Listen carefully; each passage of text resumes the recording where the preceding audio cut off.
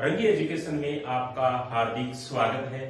जैसा कि साथियों आप सबको पता ही है कि अभी चंद दिनों पहले ही रीट का जो सिलेबस सरकार ने जारी किया है उसके अंदर हमारा राजस्थान यानी राजस्थान के जीके को बहुत ज्यादा महत्व दिया गया है। और राजस्थान जीके के अंदर हमारी जो कक्षा 6 से लेके 10वीं तक की जो हमारा राजस्थान की जो बुक है उसका बहुत ही महत्वपूर्ण है। अपने यूं कह सकते हैं कि लमसम 130 नंबर का चाहे L1 हो चाहे L2 हो उसका जो जीके का जो चैप्टर है वो हमारा राजस्थान कक्षा 6 से लेके कक्षा 10 तक की जो बुक है उसके अंदर से क्या है दिया गया है। तो अपने क्या है कि आज कक्षा 10 हमारा राजस्थान का जो पहली यूनिट है जिसका शीर्षक है राजस्थान का इतिहास एक परिचय, उसका अध्ययन करेंगे।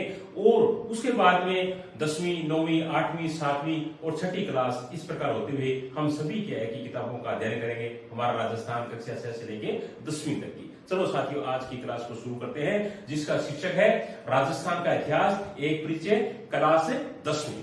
साथियों राजस्थान का जो इतिहास है वो बहुत लंबा चौड़ा इतिहास है और कक्षा 10 के हमारा राजस्थान की बुक के अंदर जो जितना इनका दिया गया है उतना ही अपने क्या है कि इनका अध्ययन करेंगे।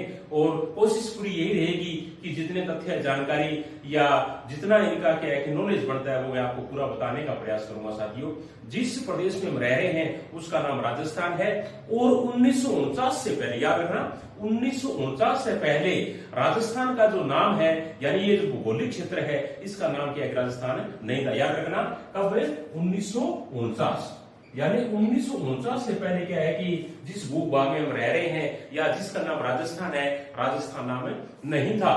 लेकिन अगर हम क्या है कि क्या है कि इसके नामकरण की प्रक्रिया की हम बात करें तो 1800 ईस्वी के अंदर याद रखना 1800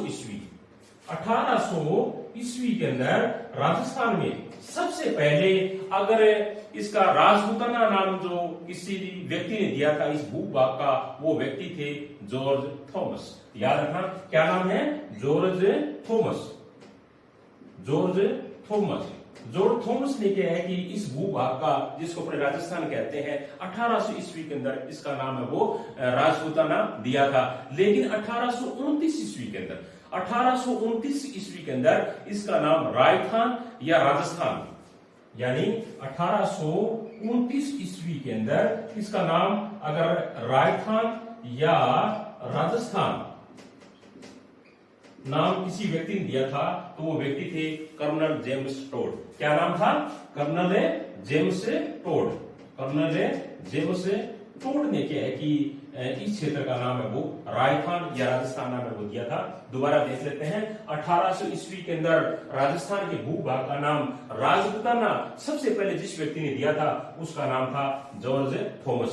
और उसके बाद में 1829 ईस्वी के अंदर जिस भूभाग का जहां निवास कर रहे हैं इसका नाम राजस्थान या राजस्थान जो नाम दिया था उस व्यक्ति का नाम था कर्नल जेम्स टोड और सन था 1829 ईस्वी।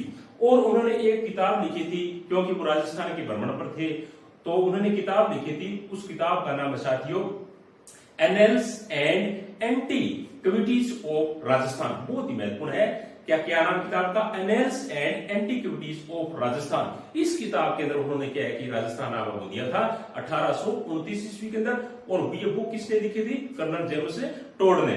उसके बाद में क्या है कि आजादी के बाद में जब राजस्थान क्या है कि अंग्रेजों की गुलामी से मुक्त हुआ तो उसके बाद में जो राजस्थान जो वर्ड है या जो शब्द है इस भूभाग का वो दिया गया था 30 मार्च 1949 को। कब दिया गया था 30 मार्च 1949 को यानी 30 मार्च 1949 को इस क्षेत्र का सर्वसम्मति से जो नाम रखा गया उसका नाम क्या था राजस्थान। क्या नाम रखा गया राजस्थान। अब क्या है कि तीनों चीज हमारी कंप्लीट हो जाती है। 1800 ईस्वी में इस भूभाग का नाम जॉर्ज थॉमस ने क्या दिया था राजपूताना। 1829 ईस्वी के अंदर इस भूभाग का नाम दिया था कर्नल जेम्स टोड ने राजस्थान या राजस्थान। और 30 मार्च 1949 फाइनली 30 मार्च 1949 को सर्वसम्मति से इस भूभाग का जो नाम दिया गया था उसका नाम था राजस्थान। क्लियर हो गया होगा सभी को। उसके बाद में क्या हुआ कि राजस्थान एक बहुत ही प्राचीन प्रदेश है। पुराने समय के अंदर यहाँ बहुत सारे क्या है कि रजवाड़े या राजवंश राज किया करते थे। ऋग्वेद काल के अंदर इस प्रदेश के अंदर जो मुख्यतः जो राजवंश जो राज किया करते थे या जो जनपद थे उनके नाम अपने ले सकते हैं। जैसे कौन कौन से, जैसे राजस्थान के नाम अपने ले सकते हैं कि राजस्थान को किस नाम से पुकारा जाता था उस वक्त। उसको जैसे मरु है, धनु है, जंगल है, मत्स्य है, सूरसेन है, यानी ये जनपद हुआ करते थे उस वक्त राजस्थान के अंदर। पुराने समय के अंदर दोबारा देख लेते हैं कौन कौन से थे। मरु, धनु, जंगल, मत्स्य और सूरसेन, ये जनपद ऐसे जनपद थे जो प्राचीन काल के अंदर राजस्थान के अंदर राज्य कर रहे थे। इनका राज्य स्थापित था राजस्थान के अंदर। अब अपने एक एक करके देख लेते हैं। मरु व धन्य जो शब्द है या मरु व धन्य शब्द है, इसका प्रयोग मुख्यतः जोधपुर संभाग, किसके लिए? जोधपुर संभाग का जो मरुस्थल क्षेत्र है उसके लिए किया साथी उपयोग में लिया गया था। कौन सा शब्द है? मरु व धनु शब्द का प्रयोग। मरु व धनु शब्द का प्रयोग किसके लिए गया? जोधपुर संभाग का जो मरुस्थल क्षेत्र है उसके लिए इसको किया कि काम में लिया गया था। और उसके बाद में जोधपुर को पहले क्या कहा जाता था? मरु कहा जाता था। और जोधपुर को मरु के बाद में ये क्या बन गया? मरुवार बन गया। यानी सबसे इसको क्या कहा जाता था? पहले मरु, मरु के बाद में ये क्या हो गया? मरुवार, और मरुवार के बाद में ये क्या बन गया? मारवाड़ बन गया। क्या बन गया? मारवाड़। अपने इसकी सीरीज को समझ सकते हैं। सबसे पहले क्या था? मरु, मरु के बाद में ये क्या बना? मरुवार, और मरुवार के बाद में ये क्या बन गया? जो जोधपुर का जो क्षेत्र है वो क्या बन गया? मारवाड़ क्षेत्र है वो बन गया। उसके बाद में क्या है? एक जंगल प्रदेश भी था। और जंगल शब्द है ये मुख्यतः क्या है कि उस क्षेत्र के लिए काम में लिया जाता था जहां पर समी यानी खेजड़ी है, कैर है या पिल्लू उस क्षेत्र के अंदर बहुत सारे पाए जाते थे। उस क्षेत्र को क्या कहते थे? जंगल प्रदेश या जंगल क्षेत्र, या जंगल शब्द क्या है? उस शब्द के लिए क्षेत्र के लिए काम में ले लिया जाता था। यानी अपने कह सकते हैं कि जंगल शब्द किन के लिए काम में लिया जाता था? वह क्षेत्र जहां पर पिल्लू है, केर है, खेजड़ी यानी समी अधिक मात्रा में पाई जाती हो। और वो क्षेत्र कौन कौन से थे? जंगल प्रदेश के अंदर मुख्यतः बीकानेर व नागौर का क्षेत्र था। यानी जंगल क्षेत्र की अपनी बात करें तो इसके अंदर जो आता था दो क्षेत्र थे। कौन कौन सा? एक तो बीकानेर और दूसरा क्या था? नागौर क्षेत्र। यानी बीकानेर और नागौर जो क्षेत्र था उसके जो आसपास का जो क्षेत्र था वो मुख्यतः किस नाम से जाना जाता था? जंगल प्रदेश के नाम से जाना जाता था। और उसके बाद में महाभारत के अंदर एक प्रदेश का और भी वर्णन किया गया साथियों, उसका नाम है मत्स्य प्रदेश। क्या नाम था? मत्स्य प्रदेश। आपको पता ही है कि महाभारत के युद्ध के अंदर मत्स्य नरेश ने क्या है कि पांडवों की ओर से युद्ध किया था।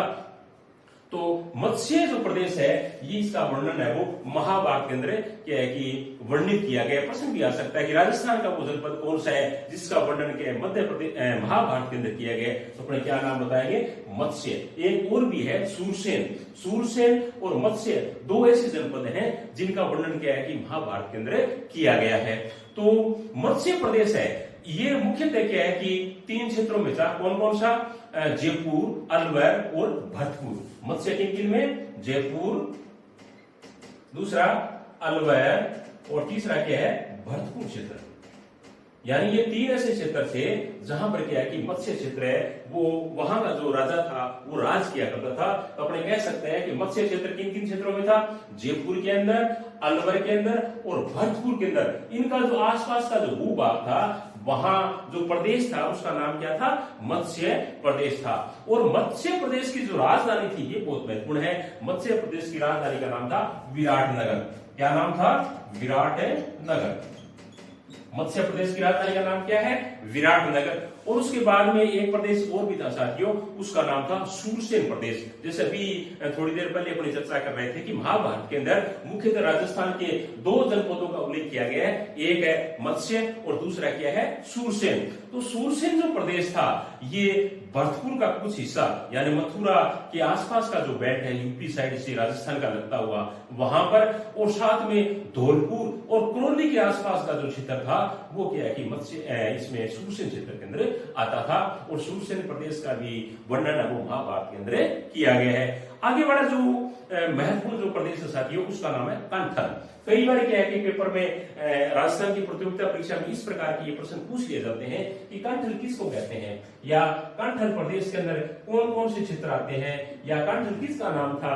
तो कंठल था साथियों माही नदी के आसपास का जो भूभाग है, जो प्रतापगढ़ क्षेत्र का जो भूभाग है, यानी माही नदी है और प्रतापगढ़ क्षेत्र का जो भूभाग है उसको क्या कहा जाता है, कंठल क्षेत्र कहा जाता है। याद रखना, कंठल यानी प्रतापगढ़ क्षेत्र जहां माही नदी प्रवाहित होती है उसको क्या कहते हैं, कंठल। उसके बाद में छप्पन का मैदान, बहुत ही महत्वपूर्ण है छप्पन का मैदान। अक्सर क्या है कि राजस्थान की प्रतियोगिता परीक्षाओं में पूछ लिया जाता है कि छप्पन का जो मैदान है वो कहां कहां विस्तृत है या किन किन के बीच में है। तो छप्पन का मैदान है वो बांसवाड़ा और प्रतापगढ़, याद रखना, बांसवाड़ा और प्रतापगढ़ का जो क्षेत्र है, बांसवाड़ा व प्रतापगढ़ के जो बीच का क्षेत्र है उसको क्या कहते हैं, उसको कहते हैं छप्पन का मैदान। वहां 56 गांवों का एक समूह है, इस कारण इनका नाम क्या है कि छप्पन का मैदान है वो पड़ा है। याद रखना, छप्पन का मैदान किनके बीच में, छप्पन का मैदान मुख्यतः दो जिलों के बीच में है, बांसवाड़ा व प्रतापगढ़ जो क्षेत्र है उनके जो बीच का जो क्षेत्र है उसको क्या कहा जाता है,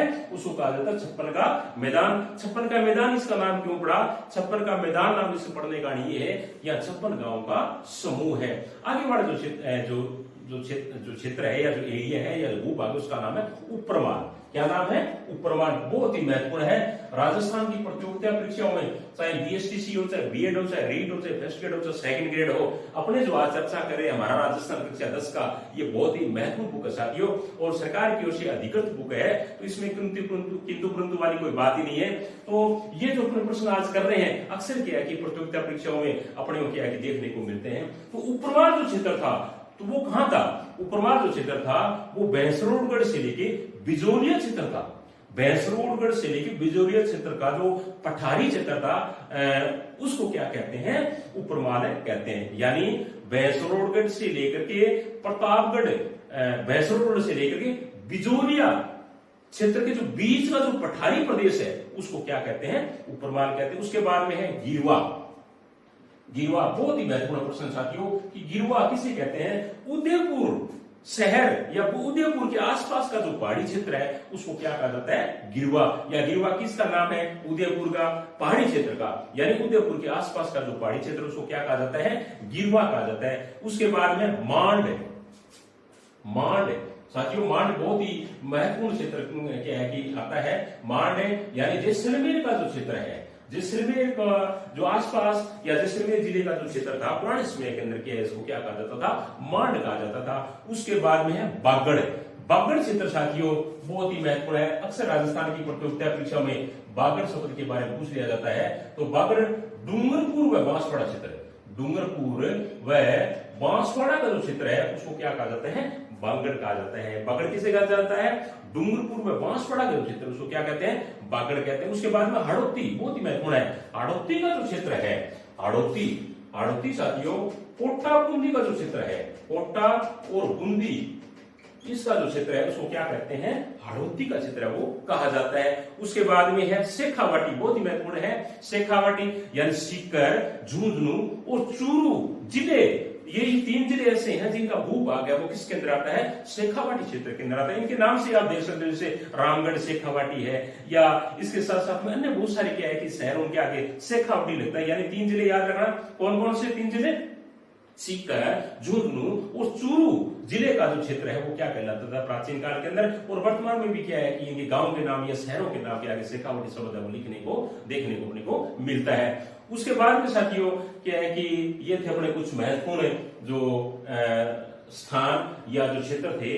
जो काल है या जो मानव का जो इतिहास है वो मुख्यतः 3 भागों में बांटा गया है। याद रखना कितने भागों में, 3 भागों में मानव के इतिहास को बांटा गया है। और वो 3 भाग कौन कौन से है वो अपने देख लेते हैं।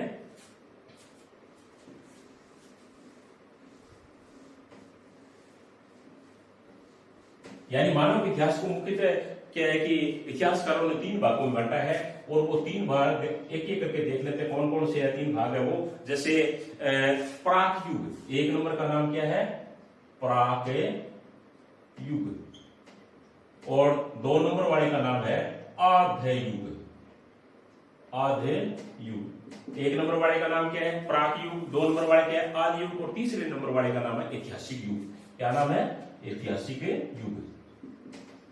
ऐतिहासिक युग यानी मानव इतिहास को या मानव का जो इतिहास है उसको मुख्यतः तीन भागों में बांटा है। और वो तीन भाग कौन कौन से हैं? प्राक युग, आदि युग और ऐतिहासिक युग। अब प्राक युग क्या होता है ये अपने समझ लेते हैं। प्राक युग उस काल को कहते हैं जिसको समझने के लिए या जानने के लिए या जानकारी प्राप्त करने के लिए हमारे पास में कोई भी लिखित साक्ष्य नहीं है, उसको क्या कहते हैं?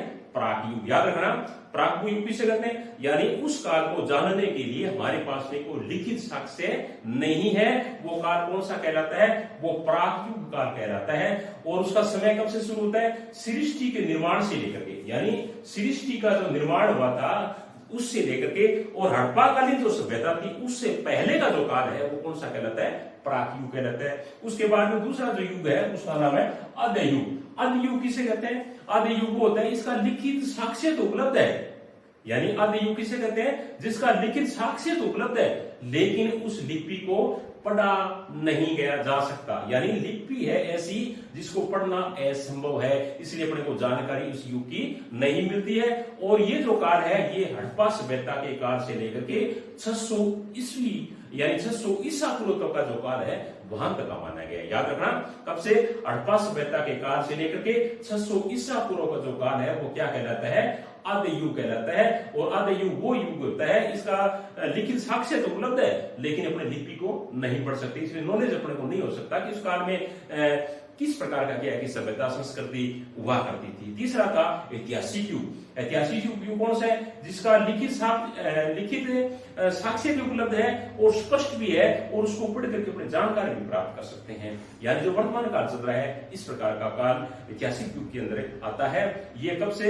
600 ईसा पूर्व से लेकर के वर्तमान काल तक का जो काल है उसको अपने इसमें ले सकते हैं। तो साथियों ये अपने क्या है कि मानव इतिहास को मुख्यतः हमने कितने कालों में बांटा? राजस्थान के अंदर प्राक युग कितने कालों में बांटा गया है? 3 कालों के अंदर। कौन कौन सा? पूर्व पाषाण काल यानी शुरुआत की जो अवस्था थी वो यानी लाखों साल पहले का जो वातावरण सभ्यता संस्कृति राजस्थान के अंदर हुआ करती थी वो यानी पूर्व पाषाण काल, मध्य पाषाण काल और उसके बाद में है उत्तर पाषाण काल। उसके बाद में इन तीनों कालों का अपने एक एक करके देख लेते हैं।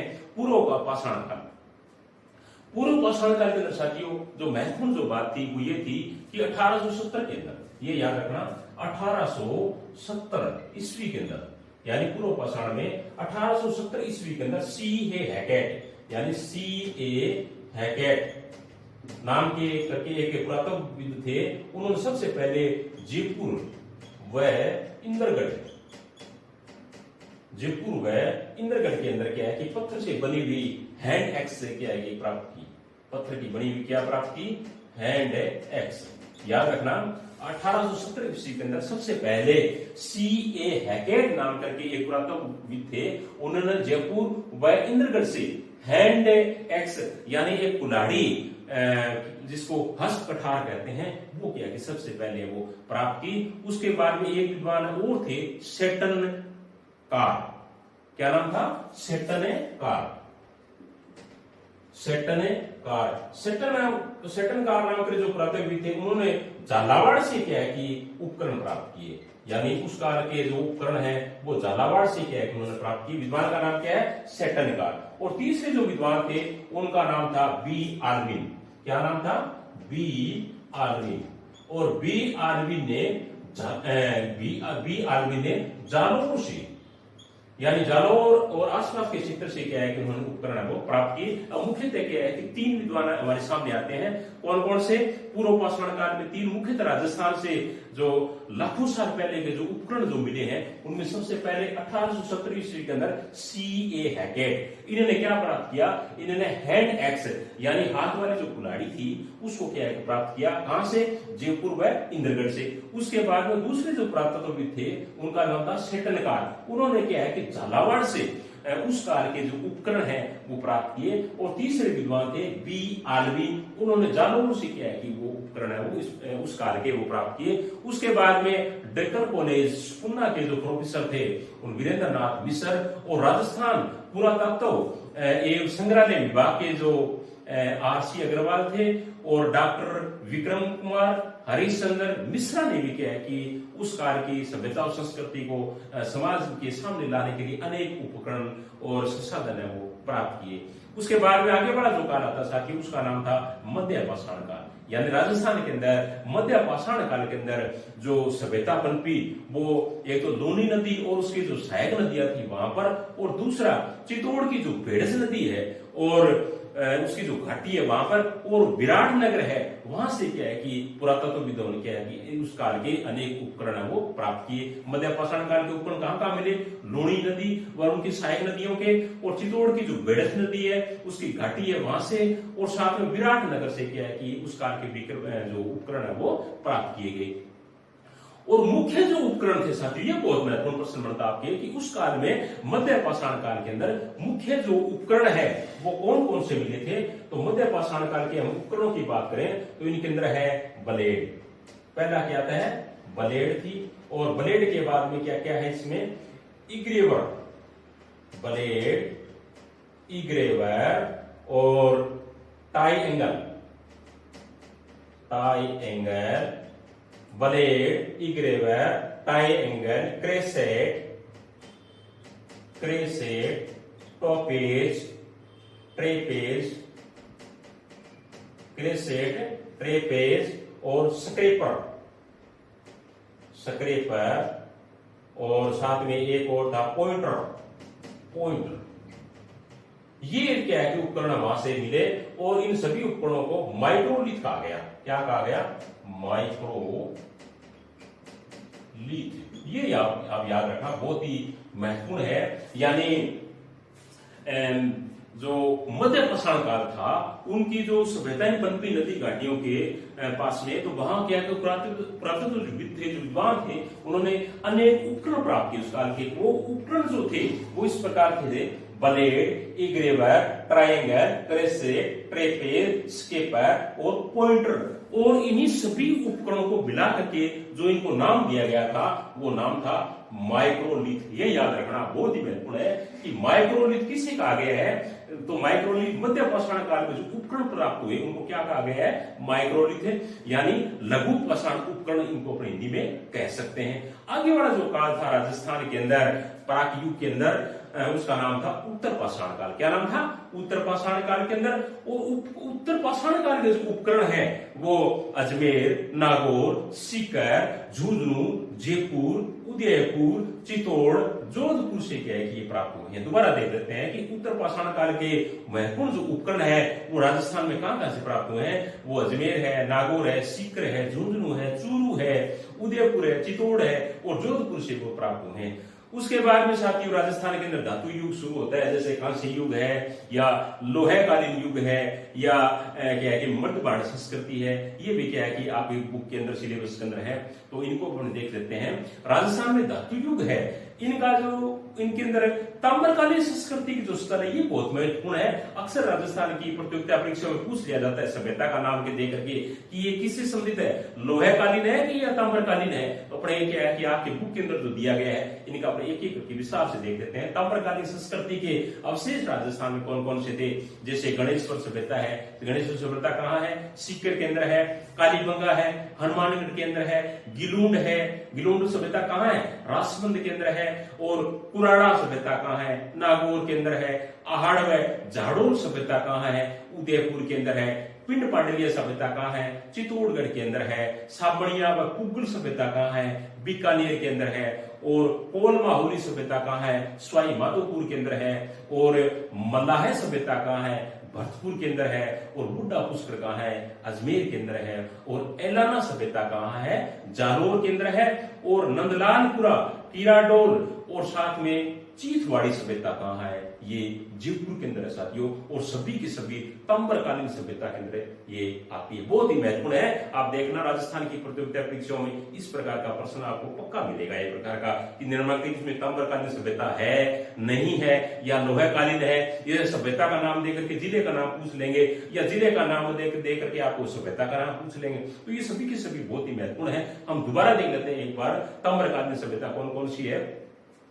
गणेश्वर, सीकर, कालीबंगा हनुमानगढ़ और गिलूंड रासमैन कुराड़ा नागौर आहड़ व झाड़ोल उदयपुर और पिंड पांडलिया चित्तौड़गढ़ और साबड़िया व पुगल बीकानेर कोलमा होली सवाई माधोपुर और नंदलालपुरा किराडोद और चिथवाड़ी जीपुर के अंदर, एलाना जालोर के अंदर, बूढ़ा पुष्कर अजमेर के अंदर, मलाही भरतपुर के अंदर। और ये थी साथियों आपकी ताम्रकालीन सभ्यताएं। और उसके बाद में लोहेकालीन सभ्यताओं का भी पूछ लिया जाता है कि निम्नलिखित में से लोहेकालीन सभ्यता कौन सी है, वो भी अपने को देख लेनी जरूरी है। तो लोहेकालीन सभ्यता थी वो इस प्रकार से है, जैसे नोहे बहुत ही महत्वपूर्ण सभ्यता, आपको पता ही है कि नोहे भरतपुर के अंदर है, रेड टोंक के अंदर है, सुनारी झुंझुनू के अंदर है और जोधपुरा जीतपुर के अंदर है। साथियों जो लोहेकालीन सभ्यता राजस्थान के अंदर पनपी, उस वक्त क्या है कि लोहे को गलाने के लिए दो जगह पर भट्टियां भी प्राप्त हुई है विद्वानों को। और लोहेकालीन जो भट्टियां हैं गलाने की वो कहाँ मिली है वो अपने देख लेते हैं। एक मिली है जोधपुरा के अंदर और दूसरी मिली है सुनारी के अंदर। और प्राचीन राजस्थान का जो टाटा नगर है ये बहुत महत्वपूर्ण है कि प्राचीन राजस्थान का टाटा नगर किससे कहते हैं, क्यों कहते हैं, तो दोनों अपना देख लेते हैं कि प्राचीन राजस्थान का जो टाटा नगर है वो रेड को कहते हैं। किस लिए? इसलिए कहते हैं कि यहाँ लोहे की प्रचुर मात्रा थी, यानी लोहे का बहुत ज्यादा यहाँ काम हुआ करता था। तो प्राचीन राजस्थान का टाटा नगर किसे कहा जाता है? रेड। और रेड कहाँ है? टोंक के अंदर है। आगे मृदु बाढ़ संस्कृति यानी पेंटेड ग्रे वेयर्स को कहते हैं PGW, याद रखना क्या कहते हैं इसको? PGW, मृदु बाढ़ संस्कृति या पेंटेड ग्रे और वेयर PGW। इनके जो अवशेष राजस्थान के अंदर ये क्या है कि विराटनगर, नोहे, सुनारी व जोधपुरा से प्राप्त हुए। साथियों कहां से प्राप्त हुए हैं? विराटनगर, नोहे, सुनारी व जोधपुरा से ये प्राप्त हुए। तो साथियों ये था आज का बहुत ही महत्वपूर्ण वीडियो। कल हम एक नई वीडियो के साथ में फिर मिलेंगे। और आपसे एक निवेदन रहेगा कि यदि आप हमारे चैनल से नए जुड़े हो तो इससे पहले के जो वीडियो हैं वो आपके रीड के लिए बहुत ही महत्वपूर्ण है, इन सभी को आप जरूर देखना। और वीडियो को प्लीज लाइक, शेयर और कमेंट है वो अवश्य कर देना। इसी के साथ थैंक यू, धन्यवाद।